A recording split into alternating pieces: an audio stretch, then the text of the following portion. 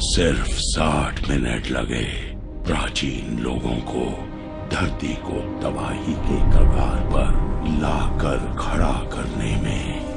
Welcome বন্ধুরা, আমি আজকে এক্সপ্লেন করতে চলেছি 2018 সালে রিলিজ হওয়া মোটর ইঞ্জিন মুভি সম্বন্ধে। এই মুভিতে আমরা দেখি পৃথিবী ধ্বংস হয়ে যাওয়ার পর কি বেঁচে থাকা মানুষগুলো তাদের বসবাসের জন্য যে লড়াই করে, তাই আমরা এই মুভিতে দেখব। মুভির শুরুতেই আমরা একটা মেয়েকে দেখতে পাই, এর নাম হলো হেক্টার্স। সে একটা বড় লুটেরা শহরকে তাদের দিকে আসতে দেখে সে দৌড়ে গিয়ে তাদের শহরবাসীদের খবর দেয়। তারপর সেখানে থাকা ছোট ছোট শহরগুলো তাদের নিজের ইঞ্জিন চালিয়ে সেখান থেকে পালিয়ে যায়। কিন্তু আমরা মুভির শুরুতে যে মেয়েটাকে দেখেছিলাম তাদের শহরটির ইঞ্জিন খারাপ হয়ে যায় এবং স্টার্ট ধরে না। এগুলো বড় শহরটা থেকে ওই শহরটার ক্যাপ্টেন দূরবীন দিয়ে সেগুলো দেখছিল। এদিকে ছোট শহরটার ইঞ্জিন চালু হয়ে যায় এবং তারা এখান থেকে ভাগতে শুরু করে। কিন্তু ততক্ষণে বড় শহরটা খুব কাছে চলে এসেছিল। কিন্তু সেই ছোট শহরটা হার না মেরে নিজের সবটুকু শক্তি দিয়ে পালানোর চেষ্টা করছিল। কিন্তু ছোট শহরটার স্পিড কম হওয়ায় তারা তাদের শহরের থাকা সমস্ত জিনিস বাইরে ফেলে দিচ্ছিল। এই মেয়েটাকে পরিচয় করে দিই, এ হলো এই ক্যাপ্টেনের মেয়ে, আর এ হলো আমাদের এই মুভিটির হিরো, এবং সে এই বড় শহরে কাজ করে। কিন্তু এইভাবে পালাতে পালাতে ছোট শহরটার সামনে একটা বিশাল বড় খাল চলে আসে। কিন্তু এই শহরের ক্যাপ্টেন তার সমস্ত শক্তি দিয়ে এই খালটাকে পার করে দেন। কিন্তু এই শহরটা কমজোরি হওয়ায় তাদের পার্টসগুলো খুলে খুলে পড়তে থাকে। কিন্তু এই সময় বড় শহরটা ছোট শহরের উপর হামলা করে দেয়। তারপর সে বড় শহরটা সেই ছোট শহরটাকে নিজের ভিতরে ঢুকিয়ে নেয়। তারপর আমরা দেখি আমাদের হিরো অফিসে লেটে আসার জন্য তার বস তাকে বকা দিচ্ছিল। এখানে আমরা হেক্টার্সকে দেখতে পাই, সেই জন্য কোনো মতলবে এখানে এসেছিল। এদিকে আমরা আমাদের হিরো আর ওই ক্যাপ্টেনের মেয়েকে দেখতে পাই, তারা কিছু কথা বলছিল। আগেই বলেছিলাম পৃথিবী ধ্বংস হয়ে গিয়েছিল, তাই তারা আজকের দিনের জিনিসগুলো খুঁজছিল।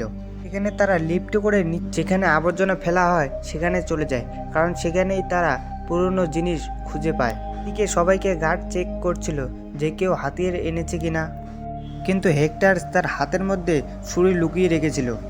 আমরা আরেকটা গুরুত্বপূর্ণ ক্যারেক্টারকে দেখতে পাই, সে এই শহরে ইঞ্জিনিয়ারিংয়ের কাজ করে। এদিকে আমরা দেখি হেক্টার্স তার হাত থেকে ছুরি বার করে, কিন্তু ছেলেটি হেক্টার্সকে দেখে ফেলে। কিন্তু এইদিকে হেক্টার্স ক্যাপ্টেনের সামনে গিয়ে তাকে ছুরি মেরে দেয়।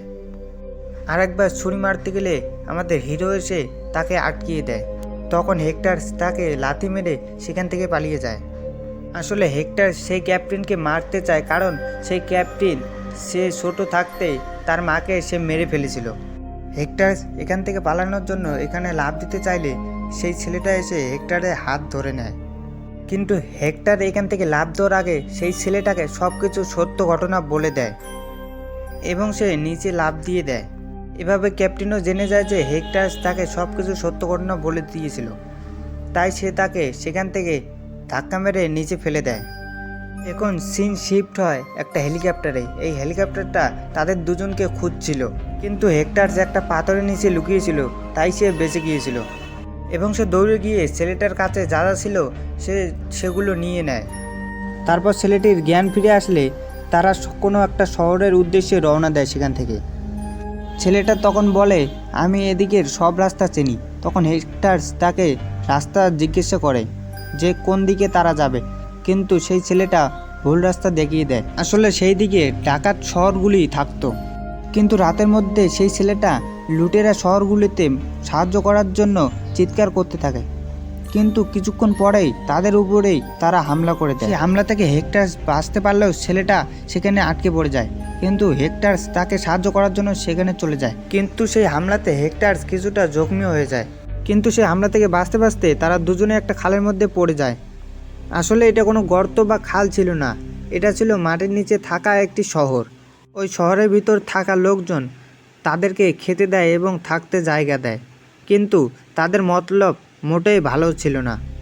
তারা তাদের দুজনকে একটা ঘরের বাইরে থেকে আটকে দেয় এবং তখন তারা রাস্তা খুঁজতে শুরু করে।